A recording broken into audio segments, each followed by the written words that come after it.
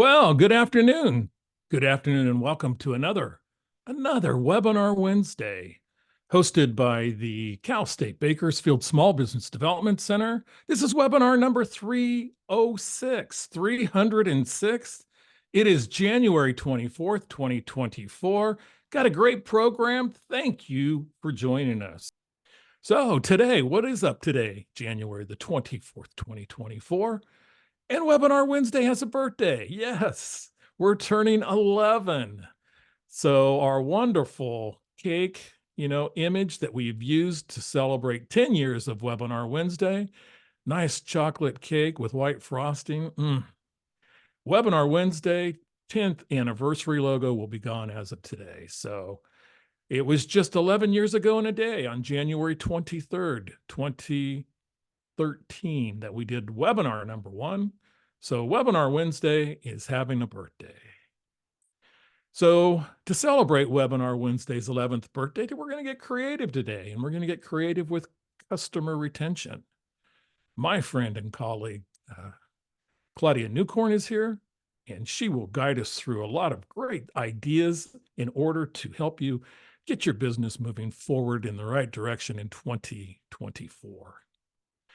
As we will be discussing until basically the program ends on March 22nd. We will have a quick mention again of the employee retention credit amnesty details offered by the IRS. So we'll talk briefly about that. Also talk about the beneficial ownership information. The benefit over ownership information is part of the Corporate Transparency Act that requires a lot of businesses. If you're not a sole proprietorship, a lot of businesses, almost every business, to actually provide information to avoid a $500 a day penalty that would start on April the 1st. Our capital quarter in 2024, we're going to unleash today's value. Just a quick mention on capital quarter, since we are jam-packed today. Have also our economist in the house, Dr. Mark Evans, who will be in shortly. So our community calendar is continuing to turn that calendar page on 2024, and we have some events coming up we'll let you know about. As always, your questions will be answered live. So if you have a question, please go to the Q&A box, submit your questions. We will take it toward the end of today's presentation. And we will also have a lot of resources for you in the chat. So view your chat box, go in there and snag some of the resources being provided to you by our Webinar Wednesday producer, Maureen Busher-Dang. So check the resources in the chat box, and no poll today, not enough time. We're moving on without a poll today. So let's get rolling. First of all, a little summary of the status of key programs that are going on.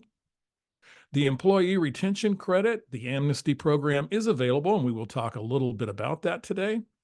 The employee retention credit program, which has an amnesty program, has likely closed. It paused a couple of months ago when the program that was originally earmarked to be, somewhere around, I believe, a $50 or $60 billion program nationwide, all of a sudden had gone through about $230 or $240 billion.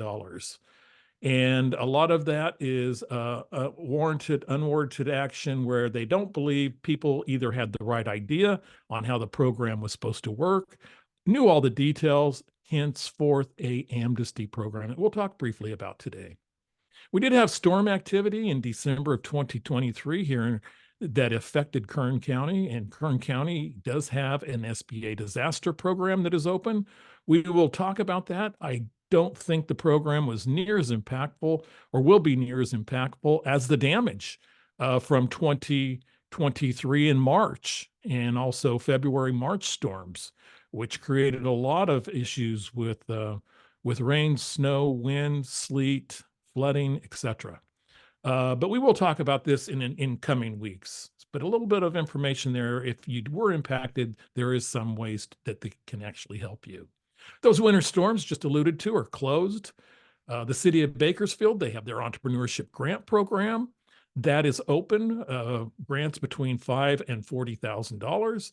A lot of businesses being awarded grants in that program. If you really want in on it, time is becoming of the essence. So jump in and find out more about the particular program. They also have a safety and security program, really benefiting businesses here in the downtown. So learn more about that particular program. You can go to the City of Bakersfield's website. And we also have various lending programs to assist businesses and new business programs coming online, it seems like every day. So programs that can help you as far as borrowing, contact your local SBDC. Programs as low as $5,000 going up to, literally in the $4 and $5 million range that can help you grow your particular business. Okay, it's time to bring in our webinar Wednesday resident economist. And that would be, of course, Dr. Mark Evans, who is an emeritus professor from Cal State Bakersfield, a former economics department chair, former associate dean, my friend, and, some refer to him as the GOAT, the greatest of all time, as far as economist at Cal State Bakersfield. Take it away, Dr. Evans. Thank you, Kelly.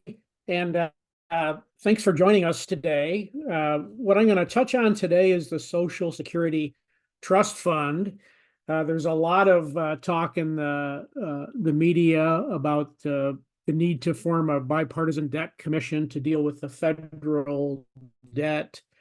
Well, Social Security as well as Medicare are such a huge part of what's going on there that I thought I would touch on Social Security today, and then maybe next time Medicare. But you're well aware of the problem. The chart on the left shows the growing projected debt as a percentage of the GDP. Causes two big problems. One is just the interest on the debt alone is nearly set to triple by 2053 to a huge percentage of GDP. And what that does is it just squeezes out all other vital government programs. And then again, on the chart, you can see that all the spikes really correspond to national emergencies, major wars, depressions, that sort of thing. So you need the capability to really generate large deficits when you do have a national emergency and that fiscal space is running out. Okay, this chart shows that really the increase in debt is attributable, or the projected increase, to really only two areas: the major health programs and Social Security. You can see that many of the lines that refer to all other programs, defense as well as non-defense, are actually decreasing over time as a percentage of the GDP. So the drivers, obviously, aging of the population as well as increasing life expectancy. The chart on the right is pretty crazy, but look at how many workers we had to support one retiree in 1950 versus projected 2035, where there will only be 2 workers per retiree. What this chart shows is the top line shows the baseline we're on in terms of increasing debt. The middle line shows that if we did nothing but reduce benefits to revenues in the year that the trust fund goes bust, which is coming up in roughly a decade, even doing nothing but that would address quite a bit of the growing debt. And if we actually implemented some policies like now that were growth-based, we'd essentially flatten the debt to GDP ratio in no time whatsoever. So Social Security and Medicare have to be a big part of the problem and solution. Today, I'll focus on Social Security. Maybe next time we'll do Medicare. You're familiar with this, the information on this chart. It basically says that the program's financed by a payroll tax that taxes the first $170,000 or so of income. Obviously, the strategies are going to all involve some way of increasing revenue or reducing benefits.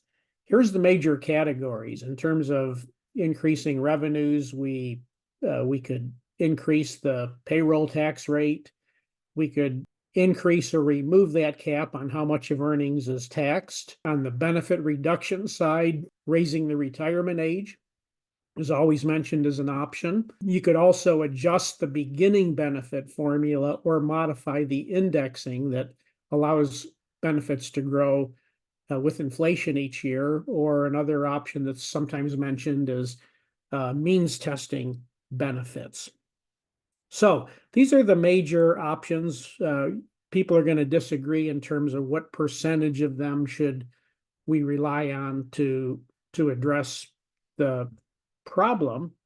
I'd like to show you a interactive tool that the Committee for a Responsible Federal Budget has put together. It's kind of neat. What this iteration does is it allows you to pick up to some combination of 26 options for creating a solvent Social Security trust fund, and that's sustainable over the long run. And for each of these options, for example, let me pick one. Let's raise the age from 67 to 68 for full retirement. I click on this, and what it does is it shows me that this would close 13% of the gap. If I don't understand what they're meaning by that option, I can click this information link, and it explains the change. And then what it does is it tells me I've now solved 13% of the problem.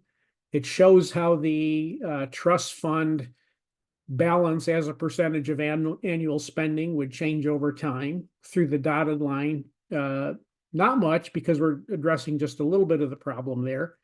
And then it shows how spending projections as well as revenue projections would change based on implementing that one policy. So now let's click another one. Let's say we're going to subject all wages to the payroll tax, not just the first $170,000. And this says it'll make a 59% contribution to the problem.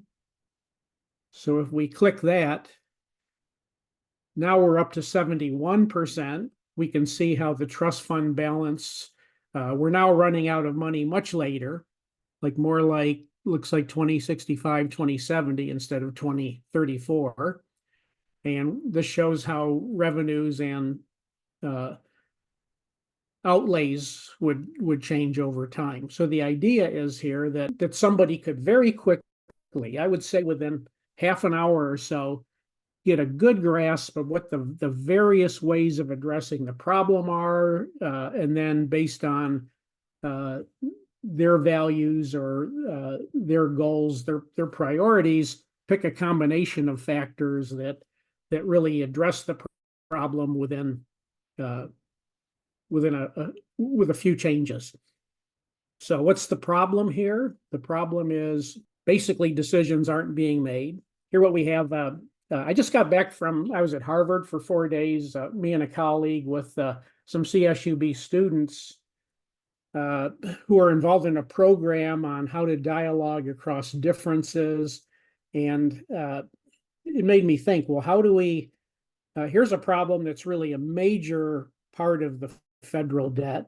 This is a tool that can very easily explain to people what the options are, where they can discuss them and agree to something, or at least vote on it. And, very, very quickly really address the problem. The problem, though, is that politicians really are not voting on this. Everybody's crying for a bipartisan commission. What a bipartisan commission does is they get together, they bargain, they agree on a proposal, and then we've had 2 of these, and then Congress doesn't enact it anyway because not everybody in Congress agrees with it completely. So I don't know, but I think this is a good tool for addressing the problem. There clearly are solutions. They're not that complicated. All it takes is willpower to implement them. Sometimes I wonder if we shouldn't become meta-level one-issue voters, where we say something like, okay, representative, do your job, participate, talk to the people you don't agree with, create some bipartisan legislation. If you do nothing, you're out. So Anyway, that's my diatribe for the day. I'll pass it back to you, Kelly. Fascinating tool, Doctor. And Maureen has graciously added it to the share, to the chat. So it is there if you want to look it up and see how you can fix the Social Security problem yourself. You know, I guess Social Security issue isn't an issue for me, I don't think, right, Doctor? So, It is as a voter, okay, good point. as a tax citizen. Good point. Okay, so let's move on to the business ownership information. And that is the form that needs to be filed as part of the Corporate Transparency Act. It has to be done by March 31st. And it requires those that it's going to really require those that are a business or an LLC or other entity than a sole proprietorship. Sole proprietorships, you're fine. But there's a lot of issues going on with these entities where they don't have enough information. And so the government wants to curb illegal activities such as money laundering, tax fraud, human and drug trafficking, to name a few. So they're requiring individuals to go in and do the business ownership information. And so anybody that owns 20% or more of a business is going to need to put this in there by March 31st to avoid penalties that begin to accrue on April 1st. So that is for March 31st is the deadline for those that were in business prior to the end of this past year, December 31st, 2023. And newer businesses, there are new rules. We will cover this with an in-depth full webinar probably in March when we get closer to that deadline, but be aware of it. You're going to need to go into a government website that is confidential. Nobody else is going to contact you. Do not respond to phishing inquiries for email or on your messages or other ways of order to get that information. You are going to go in and the government's not going to tell you. They're expecting us here at the SBDC to tell you. So another thing, the employee retention credit, the amnesty, that is again where those that receive the credit and really feel that they might have made a mistake in filing, they don't want to be part of the program anymore. They understand that going back and filing amended tax returns and paying tax and potential tax and interest and penalty on that potentially is an issue. So they can return 80% of the money that they received and get away with most scrutiny from the IRS. This is going to be going on until March 22nd. It's a good time to contact and talk to your tax professional. Hopefully you contacted your financial or tax consultant or professional when you took out the ERC. But if you did not and used some marketing firm or third-party firm, it's a great time to have that conversation now. We'll continue to talk about this, particularly when we have more time down the road. And if you have questions, you're not the only one. Nick Bosa, he's saying what? So our capital quarter that we'll jump into in greater detail next week, and we'll be talking about demonstrate the longer term value, and that is of your business in order to raise capital. So we're going to be looking at some longer term value adding suggestions to help you access capital for your particular business. Got some great community events coming up starting tomorrow night with the state of the county, the state of Kern County, featuring incoming Board of Supervisors and Chairman David Couch. And that will be tomorrow night at the Mechanics Bank Convention Center. I believe tickets are still available. Also coming up at the Indian Wells Valley. Yes, that is the valley located just northeast of the Antelope Valley, out in the Mojave Desert, in the Ridgecrest area, the Economic Outlook Conference, always a great event. Tickets and information are available through the Ridgecrest Chamber of Commerce. Also, the Power Pitch competition, and this is with the Bakersfield Women's Business Conference that will be held in the spring.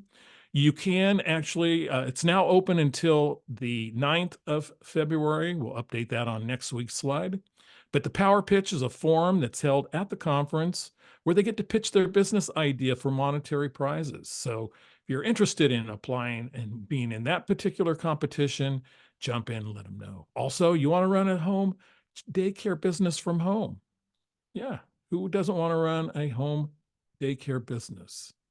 Well, you can still jump in. There's the nurture team that's available to help you get trained. actually help you with your licenses, receive grant information in both English and Spanish. There's the phone number, 916-919-1353. The SBDC has plenty of tools to help you in your particular business. One of those is our SBDC YouTube. We see we're up to 389 subscribers. Maybe I'll have a contest for the 400th subscriber. So do go and hit the subscribe button to have that notification when there is a new webinar in there, and watch it anytime you want. There are some that are below, have the ones that were most popular, the small business microlending, which had over 13,000 views. It's a little dated. We'll be touching that topic again in the next few weeks. If you have any questions, contact the SBDC, sign up for services, and talk to an advisor. So there are some of the popular New Year options that are on our YouTube channel. Actually, even going back to last week's webinar, number 305 on the New Year changes. 305 obviously is something that can help you into the new year as far as cash flow resources. Also using the Live Plan business planning software and transitioning your business if you're moving on and at that point of your business life cycle. Did mention the webinar last week, but there are some other resources for employers, the employer hotline. There are your particular numbers. And that brings us to today's special guest. And our special guest is Claudia Newcorn, who is an award-winning consultant, speaker, and author of the best-selling book, Zipline to Success, Fast Track Marketing Strategies to Accelerate Your Sales and Profits. Hey, who doesn't like to accelerate their sales and profit? I haven't found anybody yet.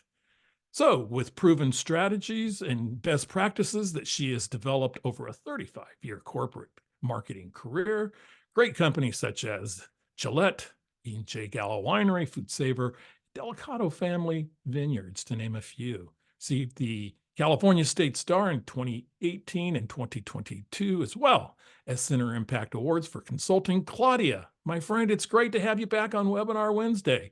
Jump in and take it from here.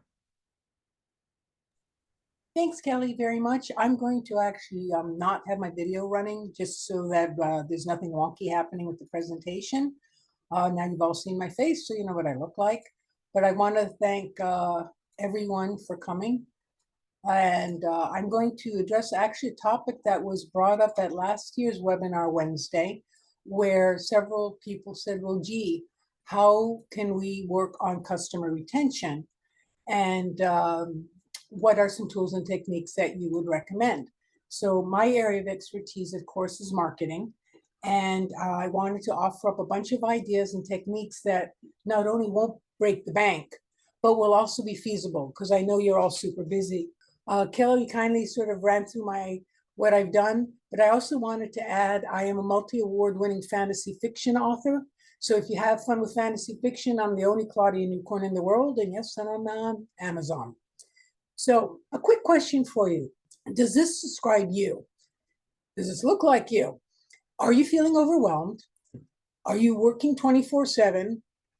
Do you feel often that you're worried about losing customers because of all of the increasing competition? And do you have limited budgets, especially marketing budgets, and probably staff? If you answered yes to any of these questions, then surprisingly, I'm going to say welcome to flying helicopters. Now, you may go, well, what's the analogy? That is actually me in the helicopter. I'm a former private helicopter pilot. And one of the things I drew an analogy to over the years is flying helicopters like running a business. When you fly a helicopter, you actually are working with 4 separate controls: 2 foot pedals, a cyclic, which is basically the motor and the rotor system, and then the directional controls. If you overcorrect on any of them, you can plant your ship or have other problems. It really requires constant, continuous, small adjustments and movements in order to successfully fly a helicopter. And honestly, the same thing applies to business. You don't want to overcorrect or overreact. You're constantly making tweaks and adjustments so that you're able to fly straight and level. What we're going to cover today is several topics that you said you folks are interested in. How and why you want to retain customers, why all customers are not created equal, do you know your golden geese, Five smart actions you can take without spending beaucoup bucks. That's always a big issue for small businesses. And actually, why doing things different instead of like everybody else helps make you more memorable, and why that's going to be very important for you as a small business. Very often when I start consulting, the first thing people will say to me is, Claudia, I need marketing. But what they often really mean is, I need to make the customer connection to maintain and grow my business, which is totally correct. The challenge is, how do you do that with all the noise and clutter going on out in the market today? Why does it matter? It's a pretty straightforward equation. I like to tell everyone it's simple. Customer retention equals repeat customers equals sales. It's as basic and boring as that. And once you have a customer, doing everything you can to retain them in most instances is very important. So how can you keep customers? Honestly, it's about building relationships.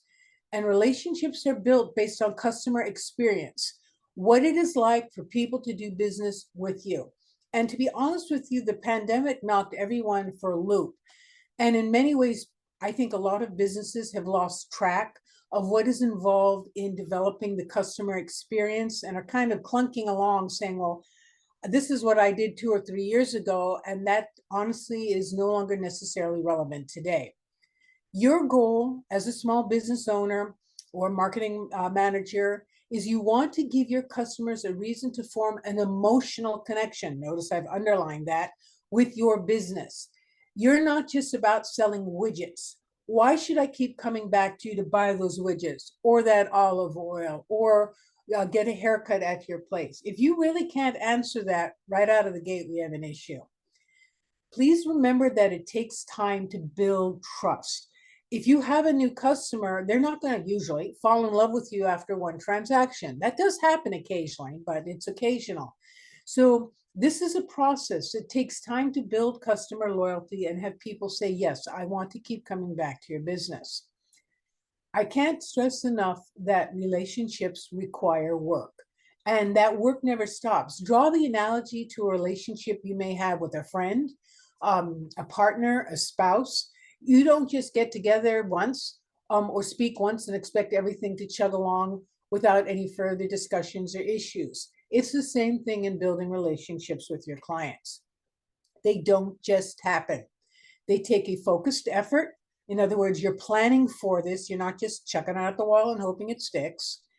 It can lead to reviews and to word of mouth, to extremely valuable marketing tools that basically you can't buy. It can make or break your business. You mess up relationships, as you all know nowadays, the world is going to hear about it. And so you've got to ask yourself strategically, what are you doing to create a positive customer experience? Once again, if you can't answer that, we need to work together on this. First question for you. So these are things that challenge to ask you. I'm challenging you basically and saying, can you answer yes to these? If you can't, we're starting to identify gaps in your customer relationship building goals that you should be able to address either through help with consultants from the CSUB, SBDC, or working with your employees, etc. First, you must deliver against the branding and marketing message that you are communicating via your website and marketing materials. If you make a promise about the customer experience and you fail to deliver, you've just short-circuited your customer relationship building. What do I mean by that? Let's say you claim, we're always there for our customers, but they can't get beyond your voicemail tree. That means you failed to meet your promise. Having voicemail is not always being there for your customers. You may think it is, but logic says that I should have the option to opt out or zero out so I can speak with somebody because I have a problem. What is your promise? Do you even know what your promise is to your customers? Once again, if you can't answer that, this is something you need to identify. What does your promise say that makes you unique? This is a fave of mine because I'll have people say, oh, we're unique because we're honest and do our work with integrity and try to satisfy our customers. Do you know anyone on this planet, I hope not, who says we're dishonest, we have no integrity, and we hope to screw over our customers? So when you come up with a customer promise, you want it to be different and unique so people remember you. Customers look at things from what I call with me. What's in it for me? In other words, what am I going to get by being your client? If all you're saying is, well, you get a great price, yeah, so does everybody else. But if you get a great price, which enables you to better manage your budget and get the services we have to offer, as a customer now, I know what you're talking about. And very important, do your employees know what your promise is? I cannot tell you how many times I go into businesses and the person behind the register is on their cell phone and they're snapping gum, and you can tell they're bored silly about being there. That signals to me that you as a business owner have not trained your team. Do you exceed expectations, not just meet? In today's competitive market, you've got to do everything you can to exceed expectations. Go beyond satisfying. When you impress customers, that's what keeps them coming back. I can't stress that enough. I love to tell people under promise and over deliver, because when you say you're going to do something and then you knock their socks off, that makes you memorable and makes them want to come back. For example, can you deliver a product faster than expected? If you commit to a week and it arrives in 2 days, wow, that makes an impression. Have a live person answer the phone. Seriously, this puts people into shock because everything seems to be migrating to voicemail and chat. Surprise them on an unexpected holiday something, or maybe a birthday gift. Even saying their name. Hi, it's great to see you, Kelly. How are you today? Makes an impression. Believe it or not, because today we've become very faceless and nameless creatures. Make it memorable. What can you do to add garnish to your interactions and transactions? It doesn't cost you stuff, but it requires turning the dial up just that extra click. Research has shown that if you just work on satisfying customers, it's not enough to guarantee they're going to come back. Entrepreneur Magazine says you need to go above and beyond that. Develop a connect plan. What do I mean by that? First, if you have a brick and mortar, this means activities in store. Customers truly have returned to wanting the human touch after the arid period of the pandemic. Greet them as they enter the store, even if, good morning, it's nice to see you today. It's something as simple as that as connecting. Ask if they need any help. Be prepared to make informed suggestions, which goes back to my earlier point, making sure the staff is able to do all of this. And if they have a question on a product, doesn't look at them and go, well, I don't know. Honestly, I have gotten this and I find it rather disappointing. Do you make every encounter memorable in some fashion? Now, you don't have to run around wearing a Santa hat, but for example, you want to be genuine, not just, hi, how can we help you today? That's not very genuine. Does your staff make it a point to close the visit? After I'm completing my transaction, do you ask something as simple as, did you find everything you needed? Is there anything else we can help you with? By asking this with genuine courtesy, people are going to go, okay, this is a connection. They don't necessarily articulate it that way, folks. It's an emotional, psychological transaction, if you will. Invite feedback. Is there anything we could have done better? Did you come expecting to find a product? Make sure you respond to the concerns. Let us follow up on that for you. Is there a way we can contact you? This goes for phone interactions. I've had people on the phone say, we'll take care of this. I just had it yesterday. Oh, we'll follow up on this particular medication for your cat and be back in touch with you later today. 24 hours later, I haven't heard anything. It's a memorable transaction, but the wrong way.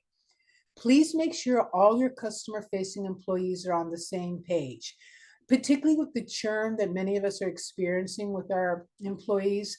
It's important to make sure you have a training process so that every encounter is at least positive when your customers come into your facility, wherever you're based. Please show appreciation. I'm serious about this. We are so rushed and hurried and anonymous through Twitter and social media that the concept of expressing appreciation seems to be going away. And you might say, well, I do that, but folks, it's memorable. It rewards you because it creates stickiness, and it rewards your customers and makes you memorable. For example, do you have a loyalty discount program? You might say, well, not really. Well, now's a good time to check into that. Do you hand out reward cards? If you've got a younger audience, you have the option of on reward cards, earning points, hole punches. You can use apps. There are actually loyalty program apps out there that can be downloaded for your very digitally savvy customers who prefer that as a method. It could be a discount on their next purchase. You can put into place referral reward programs where a customer can refer a client or a customer to you. And as long as you have it set up correctly, they're now going to earn bonuses towards their next purchase. And as we all know, word of mouth is by far the most valuable form of marketing out there. How often do you ask a friend, hey, do you know somebody who can do da da da da da? And they recommend someone, and that's the first one you'll contact. Excuse me. Give away branded items to say thank you. Note, I emphasize the word branded. You can go inexpensive with pens or notepads. If you want to go a little more expensive, you could give shirts or hats or jackets with your logo on it. Hello, free advertising. Please, when you give them their bag, include a thank you note. So you can pre-package thank you notes in all your bags and say, we appreciate you being our customer. Thank you very much. These little things are like frosting. They go a long way. It also helps to keep your business top of mind, and that's what you want. So as competitors enter your market, your clients are going, yeah, I might check it out, but I really like XYZ. Cater to your VIPs. This is one that Kelly loves to talk about when he's discussing marketing. It's about focusing on cultivating your existing customers. Sometimes we're running so hard to get new customers that we forget our existing customers are the most valuable customers we have, and we lose them to a competitor. That's a real fast way to piss yourself off. Remember the 80-20 rule. Believe it or not, about 80% of your customers, 20% of your customers constitute 80% of your sales. Do you know who they are? Are you tracking this? Are you rewarding them? I call them golden geese. Some people call them VIPs, but they should be getting some form of special rewards from you. If you're effectively tracking sales or responses to your promotions, you should pretty rapidly be able to identify these VIPs. They can become ambassadors to lure new customers into your business. I work with Shea Holmes Trilogy, and they don't necessarily rely on their salespeople. There are people who live in their housing developments who have volunteered to take prospects on tours. Don't you think that a potential home buyer is more likely to listen to another homeowner who's an ambassador, so to speak, telling them about the pros and cons about living there? Can you do a customer appreciation day for your golden geese? How about sending them a birthday card? I get a birthday card digitally from Baskin-Robbins every year for a free ice cream cone. And yes, I take advantage of it, and they are able to track I take advantage of it, and they know I appreciate it. I like to say do some R&D. R&D means rob and duplicate. And yeah, I know we all say research and development, but take a look at what your competitors are doing. Take a look at what companies outside what you do are doing and say, cool idea. Could I implement that?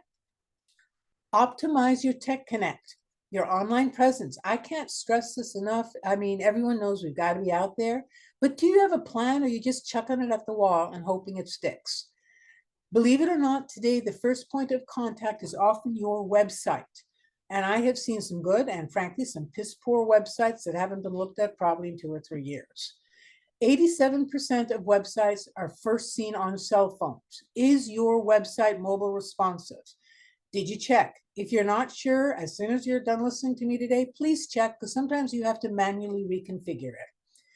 I encourage you to search like a consumer for your business quarterly. Go search for plumbers near me, or baby food babysitters, or baby food manufacturers in our area. Do you come up? What does your website look like? Are you properly listed on Google My Business or Google Profile? Go through your website like a consumer. Is it a friendly digital journey? Some of them are the dickens to find anything. I ran into one on a photographer last week. Don't ask me to find what I needed to about them, why I should consider using them. Even their menu was so buried I couldn't find it. I mentioned mobile responsive. Again, I can't emphasize that enough, because you may assume your platform is, and it may be, but that doesn't mean you don't necessarily have to make some tweaks. I know this may sound like heresy, but please don't just focus on social media. Instead, in addition to doing social media, leverage what's known as permission-based marketing. What that refers to is emails.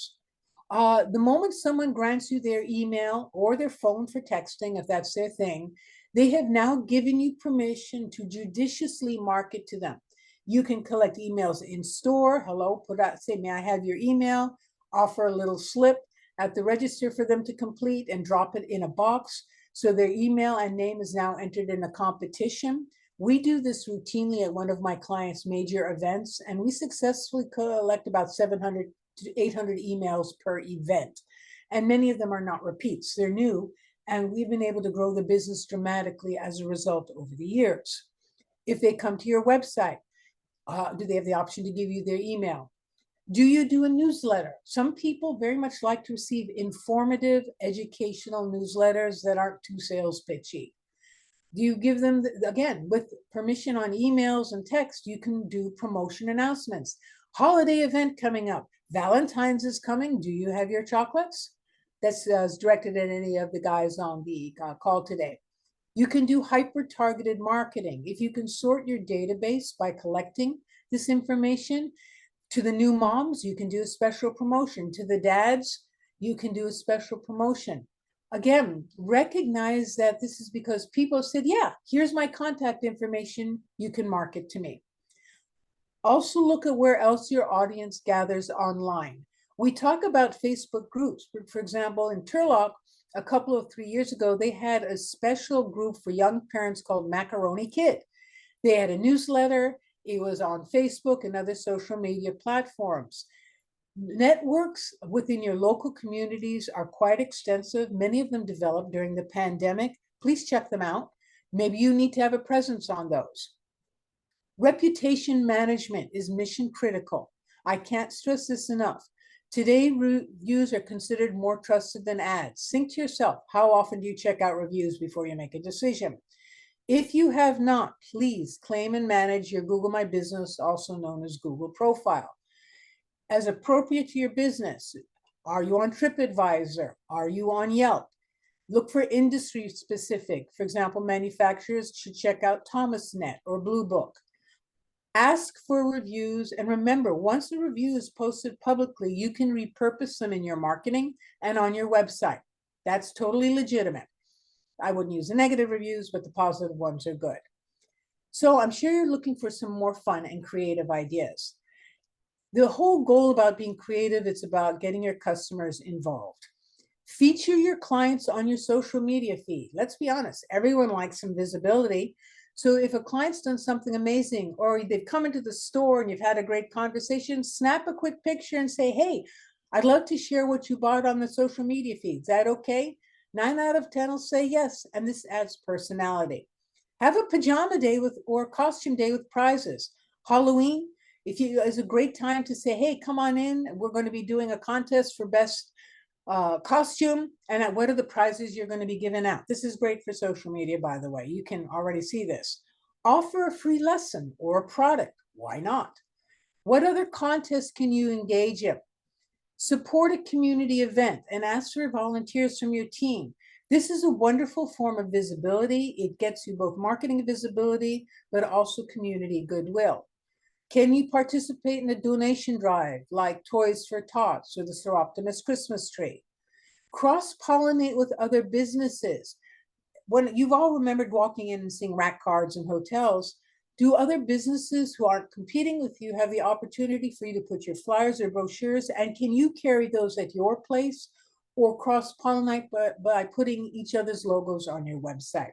By the way, please note, costs to these are minimal. Employees, because of your frontline folks, can be a great source of creative ideas. Get them involved in this process. It also helps you spot those folks who really aren't looking at this as other than a job. Few more ideas before I run out of time. Offer unique and bundled services that add value but don't add work. For example, a day of beauty. Women love this at salons. What can you offer? Maybe a massage and an essential oil treatment and a haircut esthetician. You just get the team members to pull it together. 3 desserts for the price of 2. Bring a friend. Free 25-point inspection with oil change, a $35 value. you already do the inspection, call it out as an added value and put a price tag on it.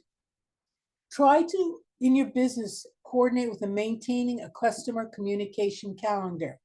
When you plan and organize the promos and the things you're going to do, I helped a local automotive company do this, you're far more likely to do them and know what's coming up and make it happen effectively. Schedule activities in store, online, and that includes also events you may want to participate in or community activities you want to do. Send a company newsletter, but again, don't make it sales pitchy. There's one I receive and all it is about the next sales. Honestly, I unsubscribe from most of those because I'm tired of receiving them. Start a customer education program, particularly when it comes to things that people need to know about your business or your industry. This enables you to showcase your expertise. I'll give you a quick example of a heating and air conditioning company I worked with several years ago. They were trying to make themselves look different. And, you know, everyone talked about honesty, integrity.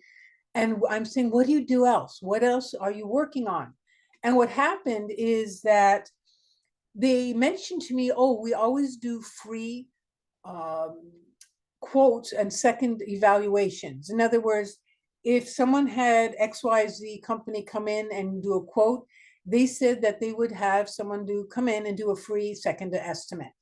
As a result, they got a lot of people calling them to do a free second estimate. They didn't always get the business, but it was so unique that they put it on their trucks and their vans. They got a lot of business because these people remembered, they came out, they gave an assessment, and the assessment might say, this first evaluation and estimate you got is great. We don't recommend any changes, which was really unusual, but the people remembered what they did and called them for service. Another bonus tip, and most of you, I can promise, fail to do this, that is basically use your answering machine, folks. How often have you gotten an answer rating? Thank you for calling. I'll be with you as soon as possible. Thank you for calling. I mean, my Lord. I get that with AT&T all the time. Take a moment to realize this is a captive audience. You can put even a short message, brief description of your products, company credentials, the benefits of working with you. It doesn't have to take long. It can be 30 seconds, or you can actually get a recording, a professional recording done for your answering system.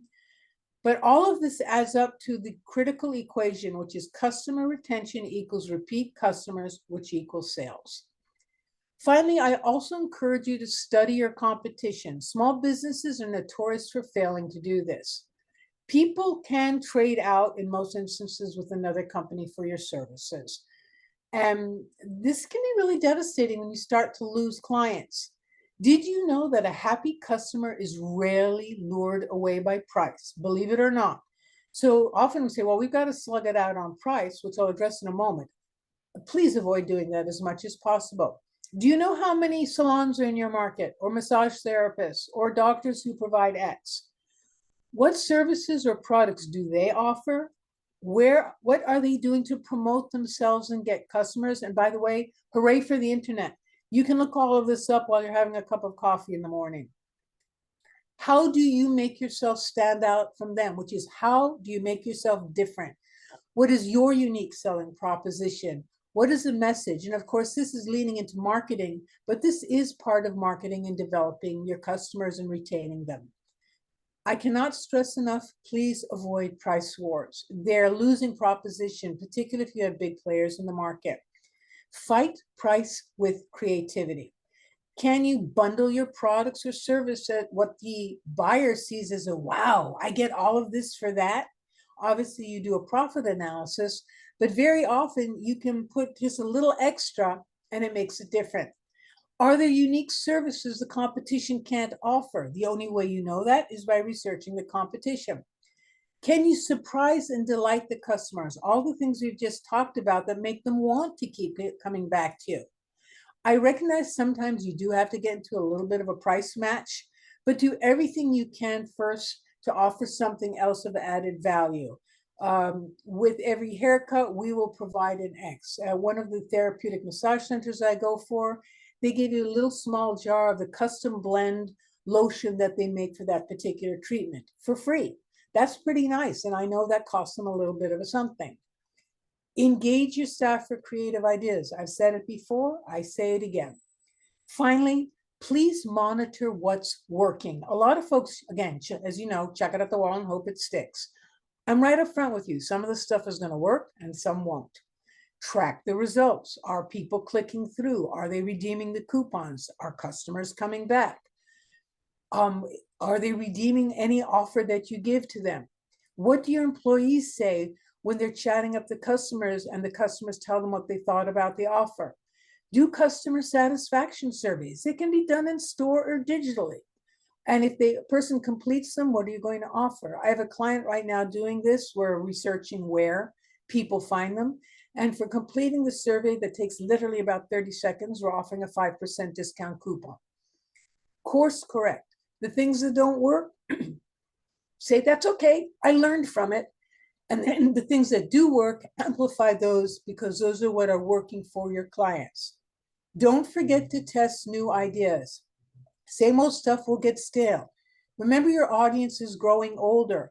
The kids are now parents. The parents are now grandparents. Never forget that something you may have been doing for 5 or 6 or 7 years might be getting stale. Last but not least, remember, build trust with your customers, be true to your brand and marketing message, create a strong onboarding experience at every point of contact. I like to say every point of contact is a marketing opportunity. Provide as personalized customer service experience as you can. Treat those golden geese as VIPs and implement a customer feedback loop and course correct in response. And please don't forget to be creative and have fun. All of this will add up to extremely powerful customer retention strategies and keep those customers coming back. Fantastic stuff. Absolutely fantastic. So, Claudia, a couple things. Got a couple questions for you. Really, some really fantastic information. Thank you so much for that. So I'm going to jump in with the questions that I have. And the first one is related to the entrepreneurship grant. I've already applied. How long should I wait to hear? If you haven't heard in a week, 10 days, and if you used the CSU Bakersfield SBDC as your entry point, and if we worked with you, give us a call and we'll work on getting a hold of the city to find out the status of where that is. I would suggest calling this afternoon. Some marketing questions we have for you, Claudia, because I know you like marketing questions. So the first one is going to be, how do you suggest businesses evaluate the customer service provided by their staff? Great question. And it can be done several ways. First, in store, you can literally create a small customer survey. Usually I recommend max 3 to 4 questions because you don't want to take too much time, and literally say, how would you rate our customer service? And I say rate because if you simply say, was our customer service good or bad? You don't know how good it really was. When you rate someone, let's say on a scale of 1 to 5, 1 stinks, 5 is great, and I give your customer service person a 3. That's like giving someone a C. While if someone's only getting 3s, score 3s, you've got a problem because that means they're not really doing anything that's making them memorable. You can ask, were you able to find all the products at our store? Yes, or how easy was it to? So there's all sorts of customer survey options online that you can look up to create these. They can also be done digitally where you send them as a form via email, for example, or you can text them. You can get the feedback. Try to get at least 25 responses before you make any judgment. And if a customer has a complaint on their survey, follow up on it immediately. Don't let it sit there in the box for a week because that's not good customer service. Excellent. Next question. In addition to reward cards, how can businesses use online promotional codes? Actually, it is very easy to do. If you have a e-commerce platform, for example, like Square or Shopify, they have programs in which you can set up coupons. and name them. And then you can send out that coupon code via email or text, for example, and it can be redeemed on your e-commerce site. If you do not do an e-commerce site, it's a more traditional website, you can still send out a coupon code and ask people to bring it in, or when they call to place an order, mention that code. You make a note of it in the order form and you track how many of them were redeemed. So you can do it traditionally or you can do it digitally. Question number 3. When evaluating our company's website with fresh eyes, how do you suggest we do that? We're not sure where to start. Well, great question. Get those golden geese. Get yourself 5 or 6 VIPs or good customers and ask them to evaluate your website. Say, as a thank you, we're going to give you an X. Always offer. Some people say, hey, I'll do it for free. I love you so much. And ask them to act like a new customer and go through the website and provide feedback. The customer is your best evaluator. Your staff and yourself tend to be too close. Now, you may also say, let's get some of our staff to evaluate it as well and come back and say, this was really awkward, or I couldn't get the hamburger to work, or I didn't know where to go. 50% of your online traffic will first land on your home page. That has to be like a bright, shiny penny. It's got to be perfect. So get your customers involved, get your employees involved, and you create engagement with both groups. And again, that creates stickiness. And then tell them what you want them to evaluate and ask them to be honest and blunt about it, and then prepare yourself for some surprises. Great stuff. Thank you so much, Claudia. That's going to wrap it up for this week. Webinar number 306 is in the books. We will be back next week on January the 31st for webinar number 307. So on behalf of our producer, Maureen Bosterding, Claudia Newcorn, I'm Kelly Bearden. Everybody have a great week, everybody, and we'll see you next time. Bye-bye, everybody.